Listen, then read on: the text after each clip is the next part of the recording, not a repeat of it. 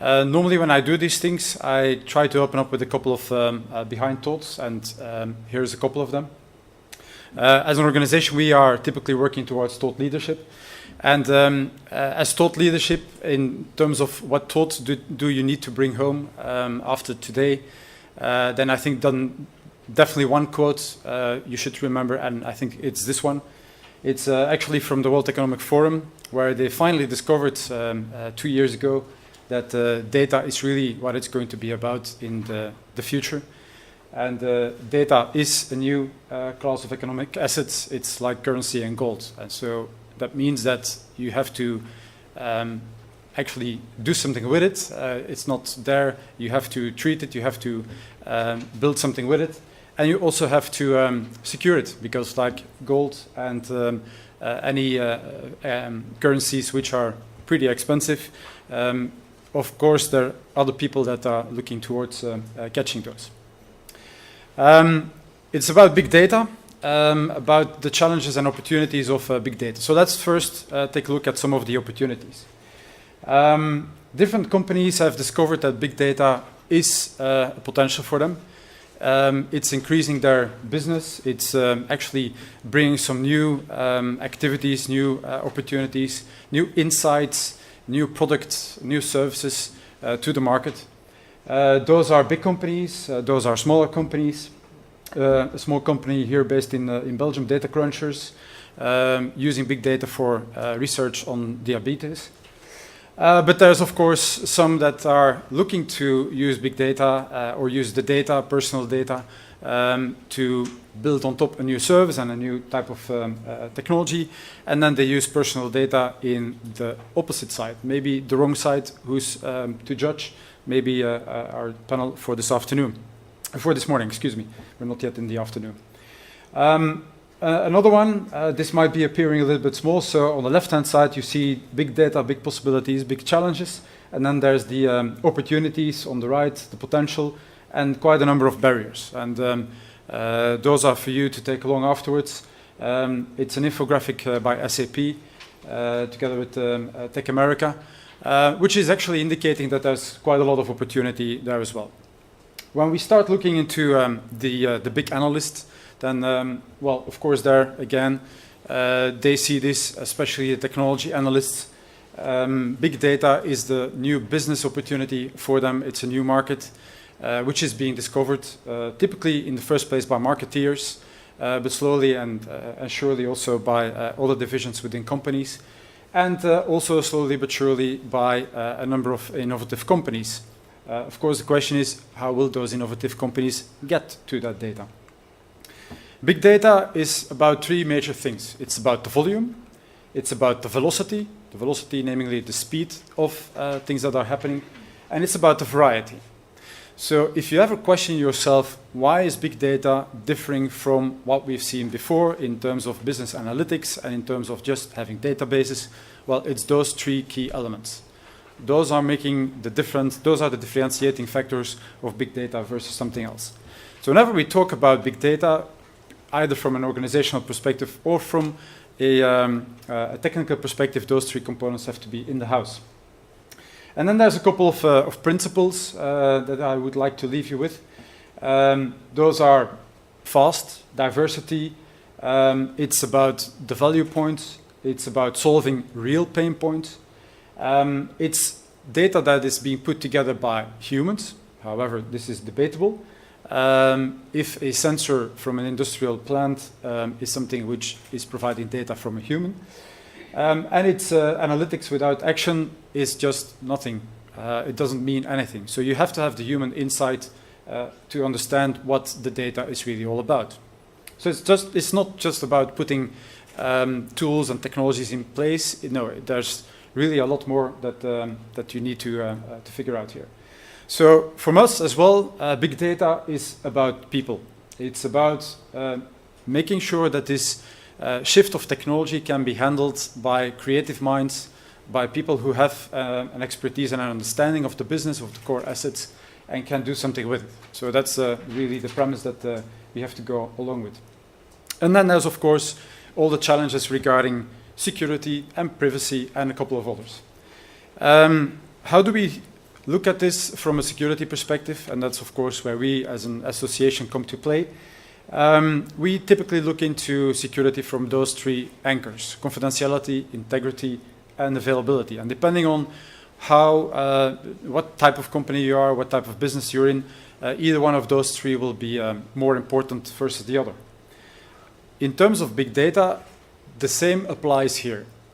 There is nothing new to the extent then that there's more volume, more variety, and more velocity. So more data coming in, and that means that also from a security perspective, we need to handle lots of more data. It's about those people, the processes, and then only in the third place, the technology. In the processes side, I think you all have a say in there. By putting into perspective and putting into action regulatory frameworks or making the legal frameworks adaptive for people to use them.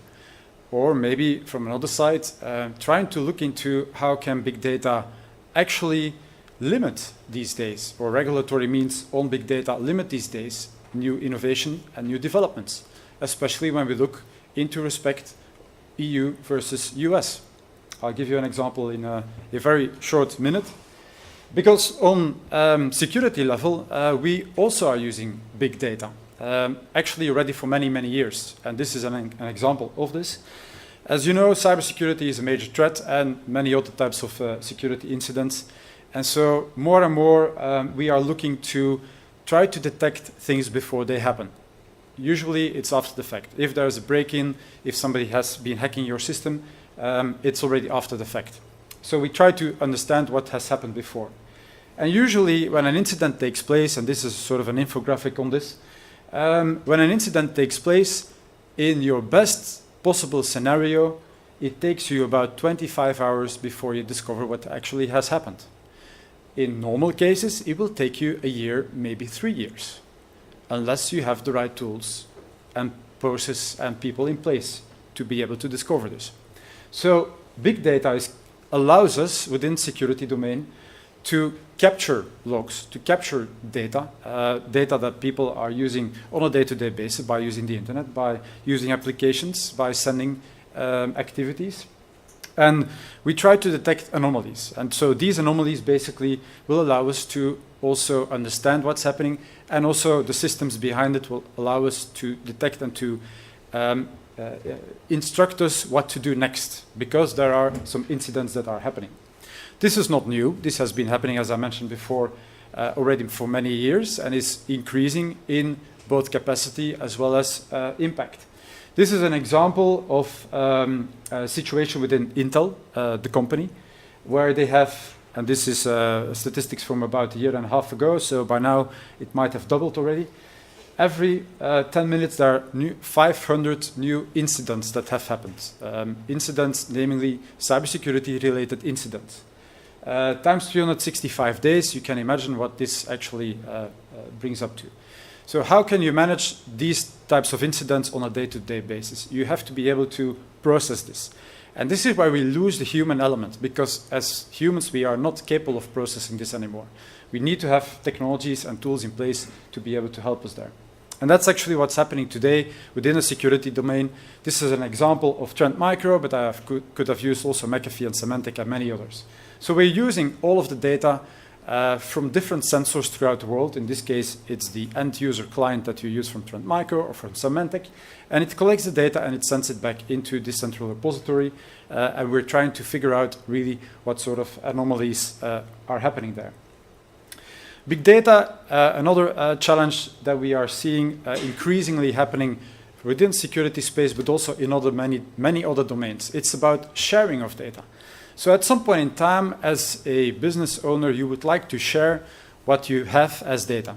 For instance, with this new innovative company that you would like to work with, that maybe some people that you know, and they would like to use the data that you have. So how will you be able to do this? What is the sharing mechanism that exists in this case? Here I'm using an example of one of our projects, an AC/DC project. We're trying to figure out what botnets are active and where they are active throughout Europe. And we're collecting data from different sensors throughout Europe, different operators or CERTs, emergency response teams. and we're aggregating that data and then doing analysis on top of it. So this learns us quite a number of things. It learns us, for instance, if a new botnet is waking up and where it starts and what its path is. Again, here, we would like to share data, but we cannot. Or we can only in a very scarce and limited way. Why? Because IP-related data, as all of you know, is personal data. So for many countries, in any case, and for many regulatory regimes, and for many data protection agencies. So we cannot share IP data because it's regarded as personal data, unless there is a mutual agreement and unless we have the consent of you know who.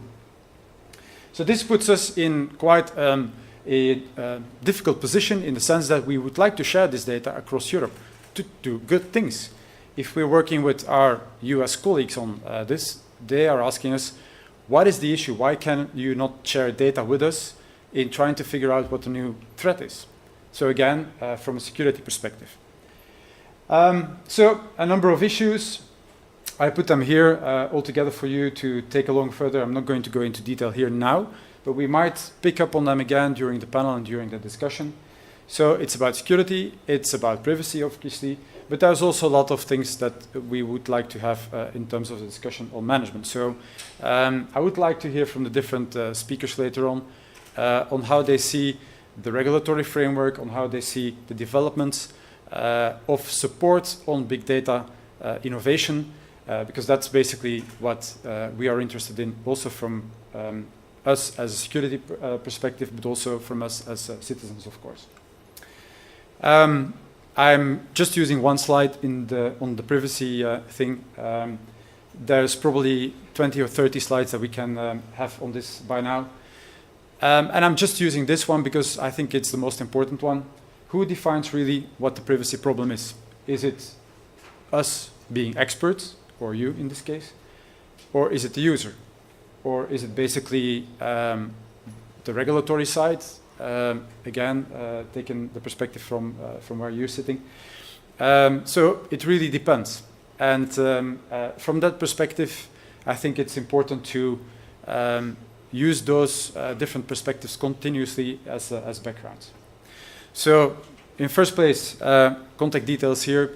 We're helping privacy innovators and cybersecurity innovators with activities. So if you're one of those, then please reach out to us.